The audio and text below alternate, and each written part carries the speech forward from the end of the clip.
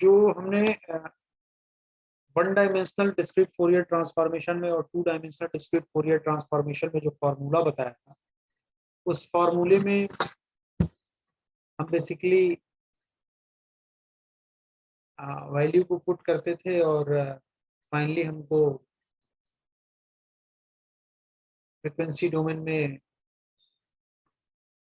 Values मिल जाती थी। एक सिंपल तरीका भी है जिसमें हम बेसिकली क्या करते हैं, एक कर्नल होता है। कर्नल बेसिकली एक मैट्रिक्स होता है, कुछ नहीं होता है।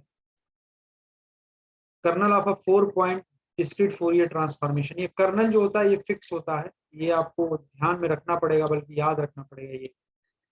ये कर्नल, इसकी हेल्प से भी हम जो है किसी भी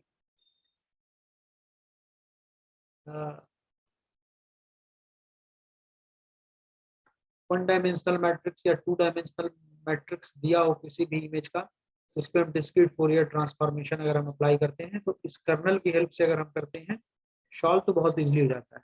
तो इसमें फॉर्मूला क्या होता है, बेसिकली बहुत सिंपल होता है। वन डायमेंशनल डीएफटी में, one dimensional discrete Fourier transformation में, F of K is equal to kernel into F of x.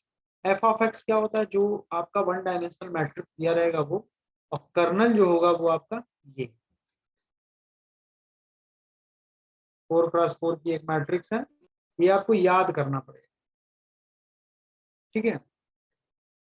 बात करें टू डायमेंशनल डीएफटी की, two dimensional discrete Fourier transformation की, तो इसका फॉर्मूला आपका ये होता है, F of K U is equal to kernel into F of X Y into kernel का ट्रांसपोज। कर्नल आपका यही है, एफ ऑफ एक्स वाई जो मैट्रिक्स दी रहेगी टू डायमेंशनल वो है, और कर्नल का ट्रांसपोज क्या होता है, किसी भी मैट्रिक्स का ट्रांसपोज कैसे हम फाइंड आउट करते हैं। अगर ये मैट्रिक्स दिया गया है कोई और इसका ट्रांसपोज अगर हमको फाइंड आउट करना है, तो ट्रांसपोज में कुछ नहीं करते हैं, बस हम क्या करते हैं, तो रोज को कॉलम में और कॉलम को रोज में कर देते हैं। जैसे ये हमारा रोज फर्स्ट रो है, ये हमारा फर्स्ट कॉलम हो जाएगा। ये सेकंड रो है, सेकंड कॉलम हो जाएगा। ये हमारा थर्ड रो है, थर्ड कॉलम हो जाएगा। ये फोर्थ रो है, ये फोर्थ कॉलम हो जाएगा। रो को कॉलम में कर दिया जाता है तो उस मैट्रिक्स का ट्रांसपोज हो जाता है, ठीक है। जैसे प्रीवियस क्वेश्चन में हम लोगों ने देखा था, ये क्वेश्चन था आपका F of N is equal to 0 1 2 1, ठीक है। अगर हम इस क्वेश्चन को सॉल्व करें मैट्रिक्स के मेथड से, तो हम बेसिकली क्या करेंगे,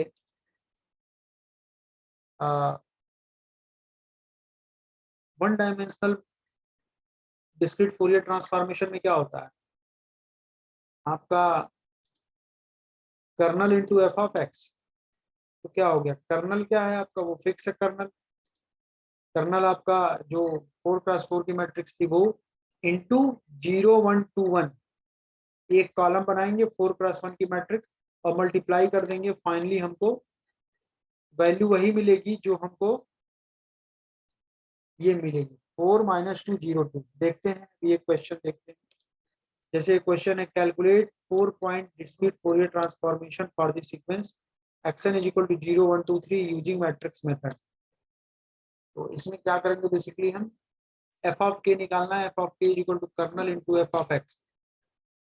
तो F of K is equal to kernel into F of X.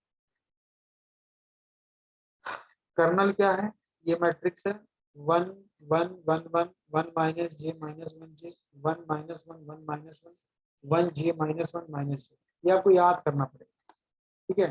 तो कर्नल ये हो गया आपके, जो मैंने पहले क्वेश्चन बताया था दूसरे मेथड से वो, और ये देखिए सेम है, ऐसे वहां पे भी दिया गया था वन डायमेंशनल ऐसे मैट्रिक्स। या मैट्रिक्स मेथड से सॉल्व करना है, 0 1 2 3 4x1 का मैट्रिक्स लिया और इसको सिंपली मल्टीप्लाई कर दिया।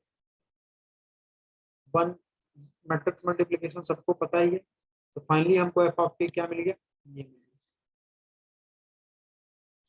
6। तो 6 - 2 + 2j -2 -2 -2j। इसी तरह से जो मैंने पहले क्वेश्चन बताया था फॉर्मूले की हेल्प से, उसमें भी ऐसे ही कर सकते हैं।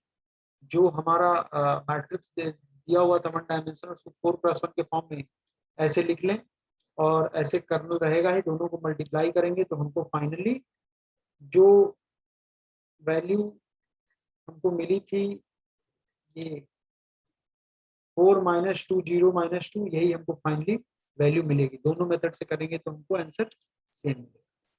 ठीक है, तो ये बात रही हमारी 1 डायमेंशनल डिस्क्रीट फोरियर ट्रांसफॉर्मेशन। हम 2 डायमेंशनल डिस्क्रीट फोरियर ट्रांसफॉर्मेशन भी देखते हैं। एक क्वेश्चन है आपका, compute 2-dimensional discrete Fourier transformation of the grayscale image is given by this। ये आपका f of u भी दिया गया और इसको इस पे हमको 2-डायमेंशनल डिस्क्रीट फोरियर ट्रांसफॉर्मेशन अप्लाई करना है। तो क्या होगा, फॉर्मूला क्या होता है, f of kl is equal to kernel into f of uv into transpose of kernel. Kernel जो मैट्रिक्स है वो फिक्स है, ये दिस वन,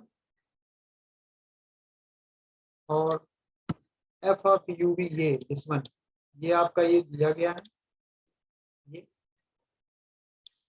इसको लिया गया। और कर्नल का ट्रांसपोज क्या होगा, कर्नल का ट्रांसपोज आपका जो कर्नल है देखिए इसी को रो और कॉलम में चेंज कर दिया गया है। ये फर्स्ट रो था, ये इसको देखिए फर्स्ट कॉलम बना दिया गया है यहाँ पे। सेकंड रो था, इसको सेकंड कॉलम बना दिया गया है। थर्ड रो था, इसको थर्ड कॉलम बना दिया गया है। फोर्थ रो था, फोर्थ कॉलम बना दिया गया। तो पहले क्या करेंगे, इन दोनों को मल्टीप्लाई करेंगे, हमने डायरेक्ट वैल्यू लिख दी है। इन दोनों को मल्टीप्लाई करेंगे, जो हमको मैट्रिक्स मिलेगी एक कोई मैट्रिक्स मिलेगा, उसको फिर हम इसके साथ मल्टीप्लाई करेंगे तो फाइनली हमको वैल्यू क्या मिलेगी। चूंकि हमने जो इनपुट था मेरा, ये देखिए F of UV 2 dimensional matrix में था, तो हमको जो फाइनल रिजल्ट मिलेगा एफ ऑफ के एल, ये भी हमको क्या मिलेगा 2 डायमेंशनल। क्यों, क्योंकि हम यहाँ पे जो डिस्क्रीट फोरियर ट्रांसफॉर्मेशन अप्लाई कर रहे हैं वो 2 डायमेंशनल मैट्रिक्स में अप्लाई। तो ये रही बातें आपकी डिस्क्रीट फोरियर ट्रांसफॉर्मेशन की। ठीक है, तो डीएफटी की कुछ आपकी एडवांटेज भी होती हैं, क्या होती हैं देखते हैं।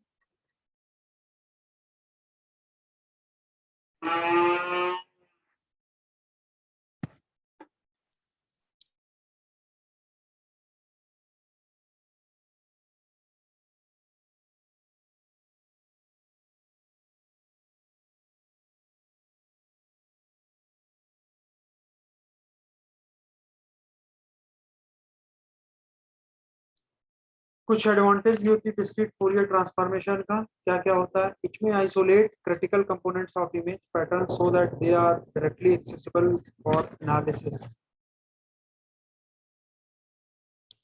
It may place image data in a more compact form so that it can be stored and transmitted efficiently. It is useful for fast computation of 2D convolution and correlation. It is reversible, that is we can revert to the initial domain. ये 4 इसकी advantage होती हैं discrete Fourier transformation की। बाकी ये आपका discrete Fourier transformation यही खत्म है। आज मैं नहीं होगा तो थोड़ा नोट्स स्कैन करके सेंड कर दूंगा। ये डीएफटी का कंप्लीट हो गया। इसके बाद हम आपको डिस्क्रीट